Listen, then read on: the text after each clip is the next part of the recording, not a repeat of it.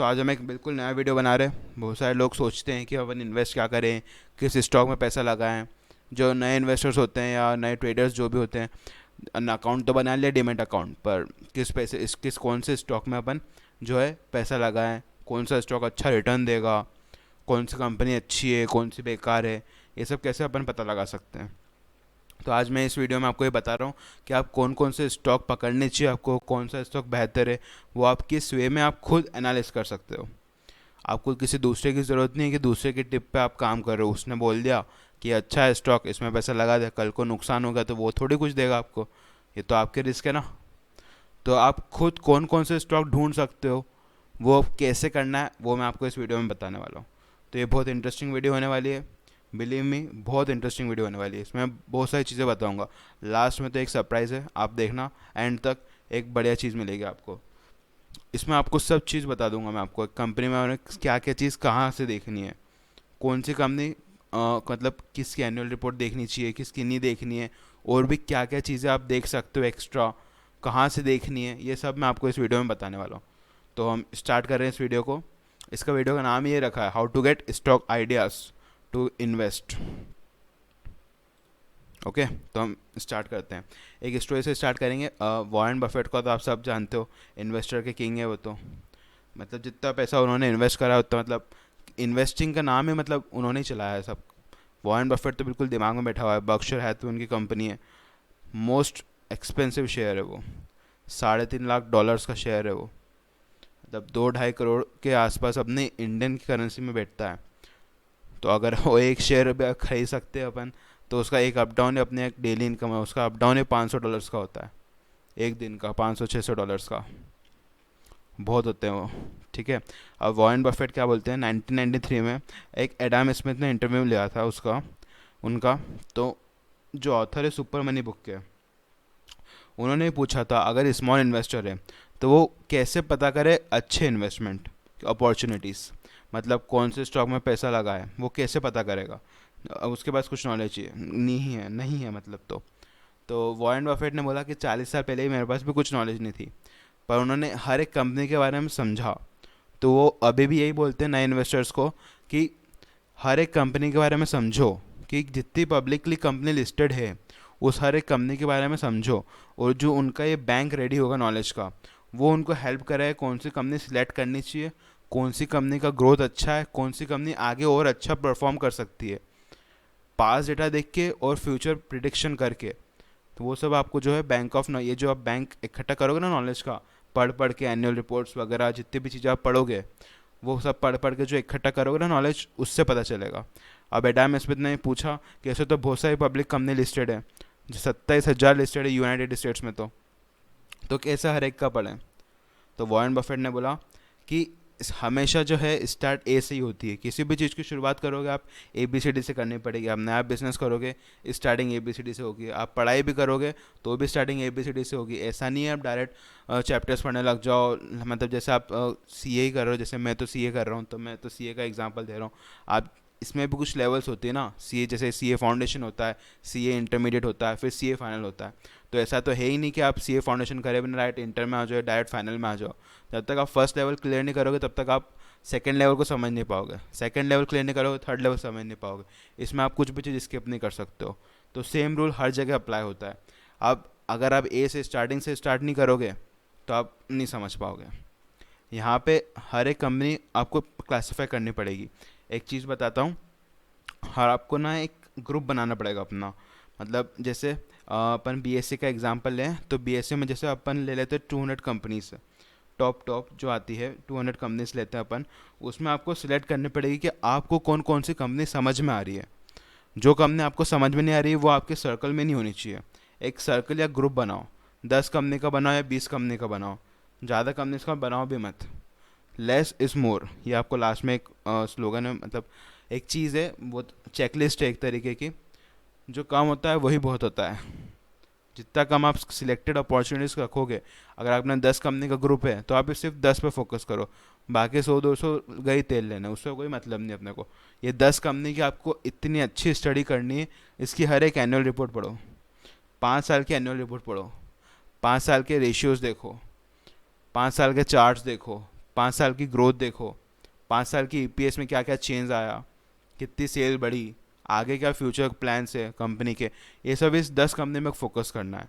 और इसमें जो है ना ABCD से स्टार्टिंग करनी है। ए की कंपनी सबसे पहले स्टार्टिंग ए से करो, ए लेटर की कंपनी पढ़ो, फिर बी, फिर सी, ऐसे धीरे धीरे मूव ऑन करो। ठीक है, तो इसके लिए और भी कुछ तरीका है, मैं बताता हूँ आपको कैसे आपको कंपनीज ढूंढनी है सेल के बेसिस पे, ग्रोथ के बेसिस पे, वो मैं आपको बता रहा हूँ आगे। तो चलो हम नेक्स्ट देखते हैं। नेक्स्ट में क्या है, वॉरेन बफेट बोलते हैं कि अभी उनके पास तो कोई एडवांटेज था नहीं, उनको तो एक एक रिपोर्ट जब आती थी लगती थी तब जाके उनको जाके देखनी पड़ती थी, फिर लेनी पड़ती थी। अभी तो टेक्नोलॉजी बहुत ज़्यादा आगे बढ़ गई है, तो आपको सिर्फ सर्च करने पे ही जो है मिल जाएगी, कंपनी के एनुअल रिपोर्ट्स मिल जाएगी और बहुत सारी चीज़ें, आपको सारा डेटा मिल जाता है बस फ्यू क्लिक्स करने पे ही। मतलब आप 2 मिनट लगते हैं, आप कंपनी की वेबसाइट जो आओ, कंपनी की वेबसाइट पर जाओ या तो बीएससी की वेबसाइट पर चले जाओ। बीएससी की वेबसाइट पर तो ऑलमोस्ट एवरीथिंग अवेलेबल है, इतनी बड़ा खजाना है बीएससी, तो आप खोल के देखो, इतनी सारी चीज़ें उसके अंदर, इतनी सारी चीज़ें आप सारी पढ़ भी नहीं पाओगे, इतनी सारी चीज़ें। मैं आपको डेमो दूंगा लास्ट में, ठीक है। तो 100 ऑफ कंपनीज के डेटा पड़े हुए हैं, थाउजेंड्स ऑफ कंपनीज के डेटा पड़े हुए हैं, तो आप वहाँ से जाके सब रीड कर सकते हो। ये सबसे बड़ी अपॉर्चुनिटी जो है अपने पास है। अब कैसे सिंप्लीफाई करना है, देखो अब बीएससी की 200 की लिस्ट ऑफ कंपनीज ले लो, उसके अंदर से आप वो सर्कल में ऐड करते जाओ जो आपको कंपनी समझ में आ रही है, ठीक है। जो समझ में नहीं आ रही है उसको ऐड मत करना, और हर एक कंपनी की एनुअल रिपोर्ट से शुरू करना पड़ना, इससे आपको आदत भी पड़ेगी, एनुअल रिपोर्ट पढ़नी चाहिए। और आप खुद फिगर्स जो है जब ढूंढना शुरू करोगे ना, जैसे बीटा हो गया, पी रेशियो हो गया, ईपीएस हो गया, डेट इक्विटी रेशियो हो गया, जब आप ये खुद बैलेंस शीट से निकालोगे, कैश फ्लो देखोगे उसका कंपनी का, तब जाके आपको जो है आदत पड़ेगी एनुअल रिपोर्ट पढ़ने की, वरना नहीं पढ़ने वाली आदत। क्योंकि एनुअल रिपोर्ट सब नहीं पढ़ पाते हैं, सब तो बस टिप पे काम करना चाह रहे हैं, दूसरा पढ़ ले और वही बता दे, अपन तो कुछ नहीं करेंगे, बस पैसा लगा देंगे, फिर बाद में नुकसान होता है तो फिर बोलते हैं कि हमको तो नुकसान हो गया, शेयर मार्केट तो बेकार है। तो खुद पढ़ना चाहिए, दूसरों के ऊपर रिलाई करोगे तो फिर ज़रूरी नहीं कि फ़ायदा ही हो, हमेशा नुकसान भी हो सकता है, अपने अपने रिस्क होती है। तो वॉरेन बफेट का तो ये कहना था कि ए से स्टार्ट करो, ए की कंपनी पढ़ लो, फिर उसकी एनुअल रिपोर्ट करो, फिर बी पे जाओ, फिर सी पे जाओ, ऐसे से स्टार्ट करो, ठीक है। नेक्स्ट देखते हैं। तो ये जैसे मैंने आपको बताया कि टिप्स पे काम नहीं करना चाहिए, तो इसका भी वही मतलब है कि हमेशा जो है आपको आइडियाज़, अच्छे आइडियाज़ जो है टीवी वगैरह से, न्यूज़पेपर से या ब्रेकिंग न्यूज़ से कभी नहीं मिलेंगे, या ब्रोकर से या फ्रेंड ने बता दिया, या किसी और ने टिप दे दी, नहीं मिलते हैं, बहुत ही कम चांस होते हैं। तो अब आप कैसे अपना स्टॉक जो है प्रेडिक्ट कर सकते हो, आइडेंटिफाई कर सकते हो, तो उसके लिए जो है स्क्रीनिंग होती है, स्टॉक स्क्रीनर्स करके होता है। बहुत सारी वेबसाइट होती है, ज़रूरी नहीं है स्टॉक एक्सचेंज की एक ही वेबसाइट हो, पेड वेबसाइट्स भी होती है और फ्री वेबसाइट भी होती है। तो फ्री तो एक लास्ट में मैं बताऊंगा, आप गूगल का होता है, वो आप चेक कर सकते हो। और 2-3 और मैं आपको बताता हूँ, इसमें अगला चार्ट है। जैसे एक्सपेंसिव वेबसाइट जो है, मतलब जो जिसमें आपको चार्ज देना पड़ेगा, वो एस इक्विटी हो गई, प्रोवस हो गई, कैपिटल लाइन हो गई, ये सब जो है चार्ज वाली है। और फ्री भी आती है, सिंपल स्क्रीनर्स आती है, वो मैं नेक्स्ट आपको चार्ट में बताता हूँ। एक तो स्टॉक को एक ब्लॉग वेबसाइट, आप ब्लॉग पढ़ के पता कर सकते हो। तो ब्लॉग के तो बहुत सारी वेबसाइट है, फंड प्रोफेसर है, नीरज मराठी .blogspot.in है, इन्वेस्टिंग वैल्यूज़ है, मैन्युफैक्चर डिलक है, दलाल स्ट्रीट.in है। बिजनेस से भी कर सकते हो, बिजनेस मीडिया, बिजनेस एक करके, बिजनेस चैनल करके एक पेपर आता है, उससे आप कर सकते हो। फोर्ब्स का न्यूज़पेपर रीड कर सकते हो, मिंट का कर सकते हो। आप बहुत ही रेयर, मतलब जो बहुत ही स्टैंडर्ड पेपर होते हैं ना इंग्लिश के, इंग्लिश न्यूज़पेपर्स जो बहुत स्टैंडर्ड लेवल के होते हैं, वो आप रीड कर सकते हो, उससे आपको बहुत आइडियाज़ मिलेंगे। आप ऑब्जर्वेशन कर सकते हो, आप 52 वीक हाई, 52 वीक लो देख सकते हो, कौन सी कंपनी अच्छा परफॉर्म कर रही हो, टेम्प्रेरी लो है तो आप उसको परचेस करके चल सकते हो। और कंपनी अच्छा परफॉर्म कर रही है और शेयर हाई है तो फिर 52 वीक हाई पर चल रहा है, तो फिर इतनी जल्दी परचेस नहीं करना चाहिए। आगे अगर स्कोप दिखता है तो ही परचेस करना चाहिए, अदरवाइज 52 वीक हाई पे हर चीज़ परचेस करने के लिए नहीं होती है, क्योंकि आप फिर उसके रेट आना बहुत टाइम लगता है, फिर उसको तोड़ने के लिए बनते हैं, तोड़ने के लिए ही रेट पर, लेकिन टाइम लगता है फिर, तो आपका पैसा जो है ब्लॉक हो जाता है। तो आप 52 वीक वो स्टॉक लो जो 52 वीक लो पे चल रहे हो, टेम्परेरी डाउन है, तो आपको उसमें फ़ायदा होगा, ठीक है। तो ये 5 चीज़ें जिससे आप और आइडेंटिफाई कर सकते हो। स्टॉक स्क्रीनर मैं आपको बता रहा हूँ नेक्स्ट में। अब स्टॉक स्क्रीनर जो है वो नेक्स्ट है गूगल फाइनेंस का, जो कि फ्री है। तो आप इससे कर सकते हो। इससे आप क्या आइडेंटिफाई करोगे, कैसे आइडेंटिफाई करोगे, इसमें जो है ना आपको कुछ मार्क्स लगाने पड़ेंगे।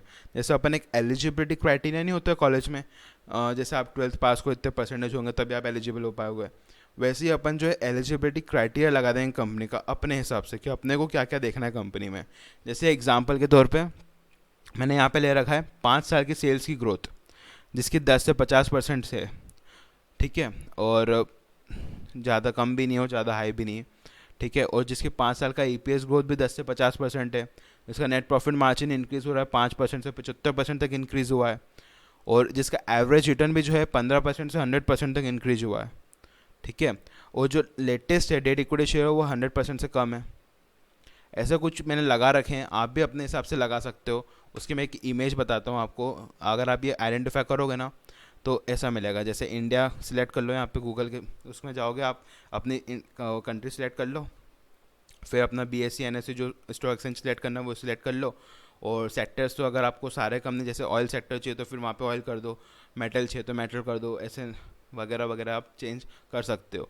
अगर आपको सारे सेक्टर में देखना है कि कौन कौन सी कंपनी से, तो आप यहाँ डाल सकते हो, और फिर ये जितने भी क्राइटेरिया है उसमें आप अपने लेवल सेट कर सकते हो। तो उसको आप सेट करोगे तो आपके देखो नेक्स्ट इन पे कंपनी शो हो जाएगी। जैसे मैंने वो क्राइटेरिया डाल रखा था तो ये कंपनी शो हो गई। जैसे ये देखो, ये जो क्राइटेरिया डाल रखा था मैंने, यहाँ पे ऐड क्राइटेरिया का ऑप्शन आया, आप ऐड करो, यहाँ पे अपना रेट डालो, और फिर नेक्स्ट में ये कंपनीज आ जाएगी सर्च करने पे, ठीक है। बहुत आसान है, पहले स्टार्टिंग में आप इसे सीख सकते हो पर लेकिन आपको खुद रियलाइज़ हो जाएगा बाद में। अगर मैं खुद ढूंढूंगा ये सब रेट, 5 साल का ग्रोथ रेट, 5 साल का ईपीएस का रेट, नेट प्रॉफिट मार्जिन कितना है, तो मैं खुद ढूंढूंगा तो जल्दी समझ में आएगा। और एनुअल रिपोर्ट पढ़ने की आदत पड़ेगी, सबसे इंपॉर्टेंट चीज़ होती है वो। जो जल्दी एनुअल रिपोर्ट पढ़ना सीख जाता है ना, वो मार्केट प्रिडिक्शन बहुत अच्छी कर सकता है। 5 साल की एनुअल रिपोर्ट पढ़ना चाहिए अगर लॉन्ग टर्म के लिए इन्वेस्ट करना है तो। अब मैंने बोला था ना, लेस इज मोर चेकलिस्ट, मतलब एक अपने को एक तो सर्कल बना लो। सबसे डिसिप्लिन बहुत चाहिए स्टॉक मार्केट में।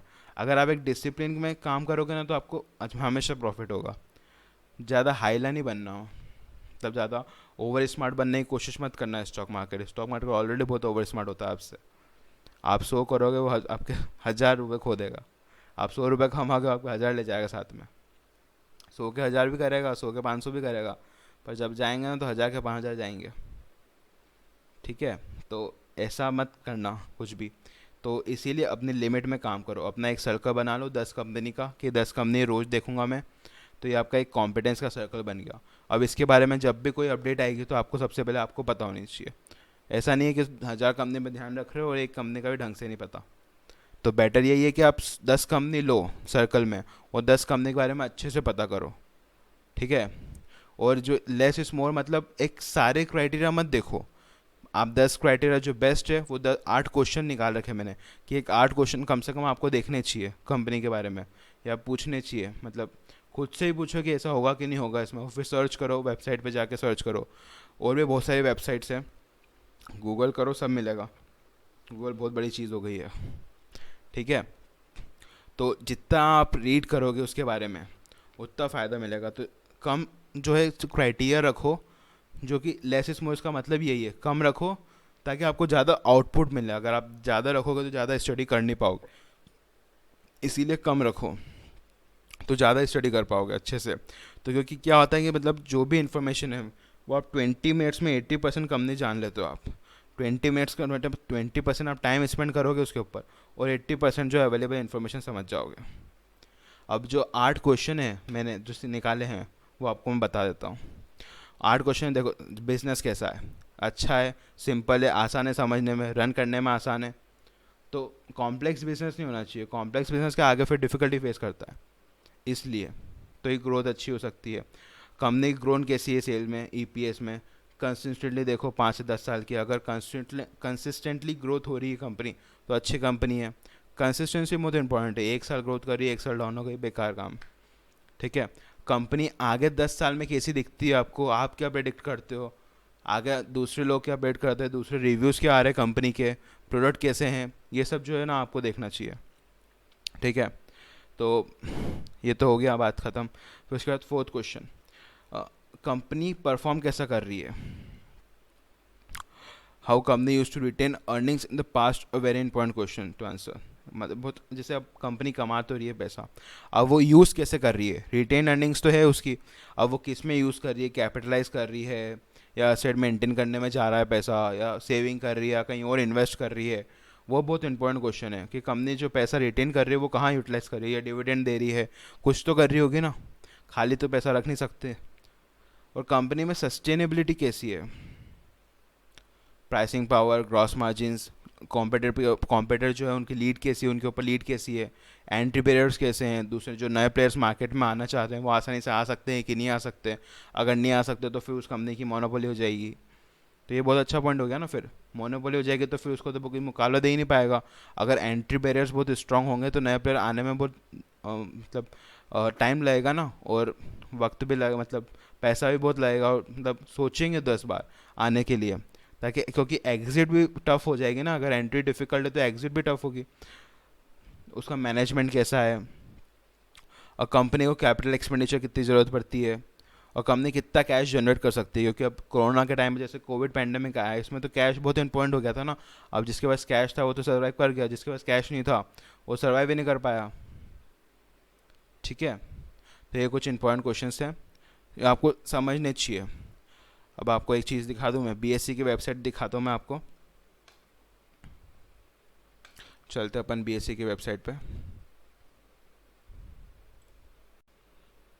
ये देखो, ये आ गए हम बीएससी की वेबसाइट पे। ठीक है, अब आपको क्या करना है, एक एनुअल रिपोर्ट सर्च करने के लिए आपको एक कंपनी का नाम सर्च करना है, जैसे रिलायंस मैंने सर्च करा। ठीक है, Reliance capital limited industries limited. ठीक है, रिलायंस इंडस्ट्रीज लिमिटेड पे अपन आ गए, उसका ये रेट आ गया, आज क्या रेट चल रहा था वो। ठीक है, प्रीवियस क्लोज क्या था, ओपन क्या था, हाई क्या था, लो क्या था। वीवैप एक इंडिकेटर होता है, आपको अभी समझ में नहीं आएगा। ठीक है, एक वीवैप एक इंडिकेटर होता है। ठीक है, एक 52 वीक हाई आ गया, 52 वीक लो आ गया।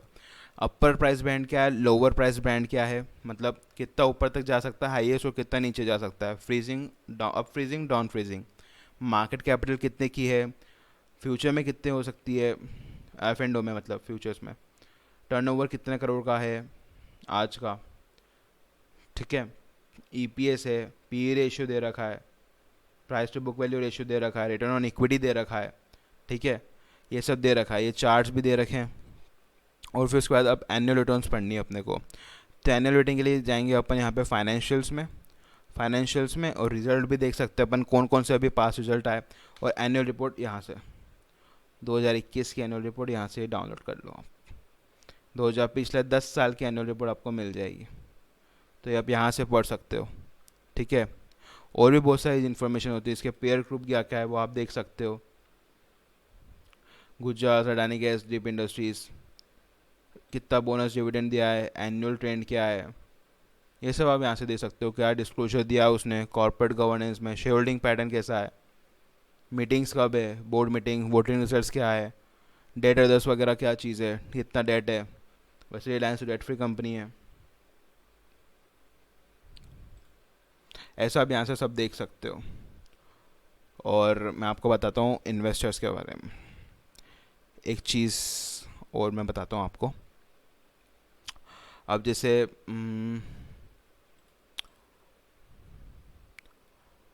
मार्केट्स में जाते हैं अपन, क्या क्या स्टॉक अभी चल रहे हैं वो आप यहाँ से देख सकते हो, करेंसी डेरिवेटिव के रेट देख सकते हो, इंटरेस्ट के रेट देख सकते हो। ठीक है, और अपन देख सकते हैं यहाँ से कॉर्पोरेट्स में चल जाते हैं।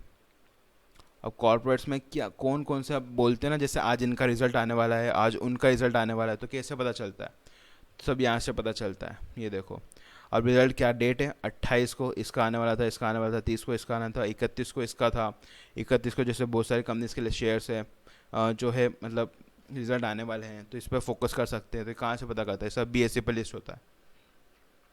आप ये भी पता कर सकते हो कौन सा बायबैक करने वाला है, कौन सा डीलिस्ट होने वाला है, किसने कितना डिविडेंड दिया, कितने रिडक्शन करी कैपिटल, किसने इंटरिम डिविडेंड दिया, ये सब यहाँ शो हो जाता है।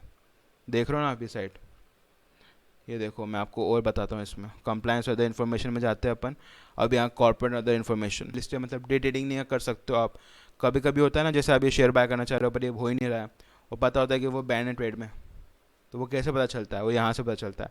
कौन कौन सी कंपनी ने अपने नाम चेंज कर लिया है, कौन कौन सी कंपनी डीलिस्ट हो गई, कौन कौन सी ने बायबैक करा है, और कौन कौन सी, मतलब बहुत सारी चीज़ें हैं यार। CRA, non payment listing fees है, इतनी सारी चीज़ें आप भरपूर है इसके अंदर। इनसाइडर ट्रेडिंग का भी सेबी क्लैरिफिकेशन क्या है, लिस्टिंग सेटल कौन सा है, सर्कुलर्स क्या क्या निकाले नए हैं, सेबी ने क्या ऑर्डर दिया, कंपनी के मर्जर्स कौन कौन से कंपनी ने मर्ज कर लिया, ये सब आप जो है BSE की वेबसाइट पर जाकर देख सकते हो। ठीक है गाइस, तो वीडियो इंटरेस्टिंग लगा हो तो लाइक करना, शेयर